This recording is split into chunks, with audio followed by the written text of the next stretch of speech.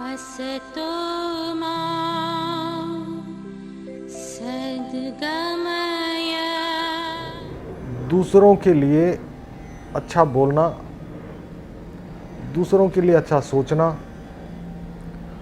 और मौका मिले तो दूसरों के लिए कुछ अच्छा करना, ये अच्छे काम की श्रेणी में माना जा सकता है। अब इसमें किसी बाहरी ताकत के सहयोग से आप अच्छे काम कर पाएँ, ये बड़ा मुश्किल काम है। अच्छे काम करने के लिए आपको अपने बोलने का जो तरीका है, सोचने का जो तरीका है, सबसे पहले उस पर ध्यान देना चाहिए। हमें चाहे हमारे मन में कटुता भी हो तो हमें कोशिश करनी चाहिए कि किसी के बारे में अपशब्दों का प्रयोग ना करें। अपने मन को दिशा निर्देश हम दे सकते हैं कि बेवजह किसी के बारे में बुरा ना सोचें और अपने शरीर के माध्यम से अपने मन और बुद्धि को हमेशा दूसरों का अच्छा करने की तरफ प्रेरित करते रहें, तो धीरे धीरे जीवन का और जीवन के मूल उद्देश्य का हम बेहतरीन प्रयोग कर सकते हैं। अब अच्छे काम करने की शक्ति को लाना इन्हीं 3 चीज़ों पर है।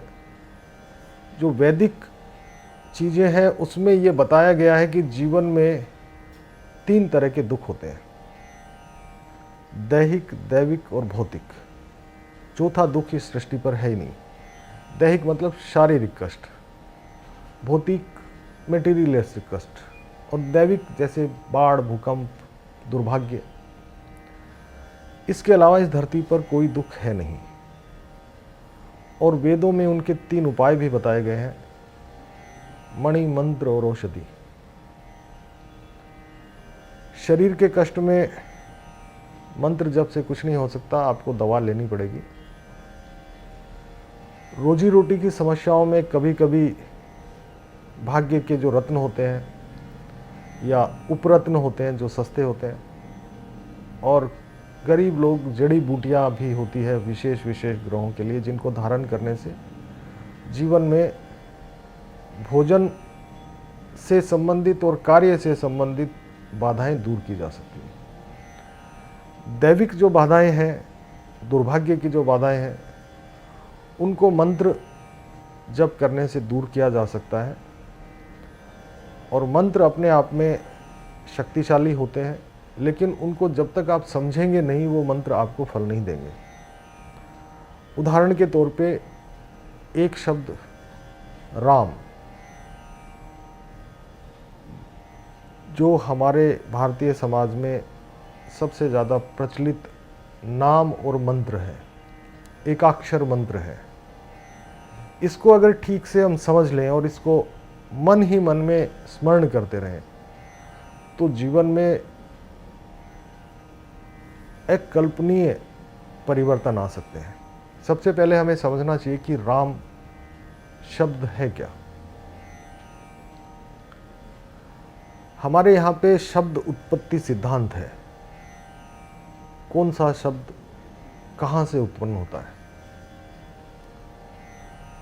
राम में 3 शब्द हैं, रे, ए, मैं।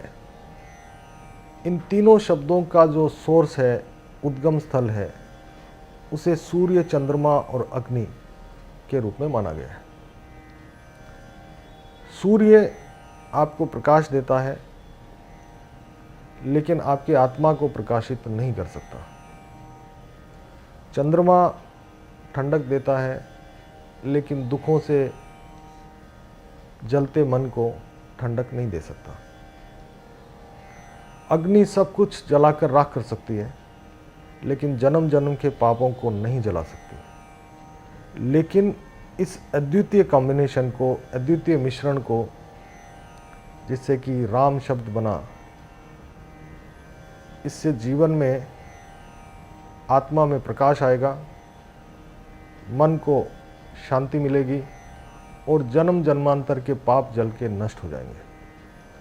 तो जिसके आत्मा में प्रकाश है, मन में शांति है, और जिसके पाप नष्ट हो गए, उसको दुख हो नहीं सकता। ये अद्वितीय बात है। इस मंत्र को इस शब्द को यदि आप समझ करके केवल मानसिक जाप ही करेंगे तो जीवन में कष्टों का निवारण निश्चित है और अनुभूत भी है।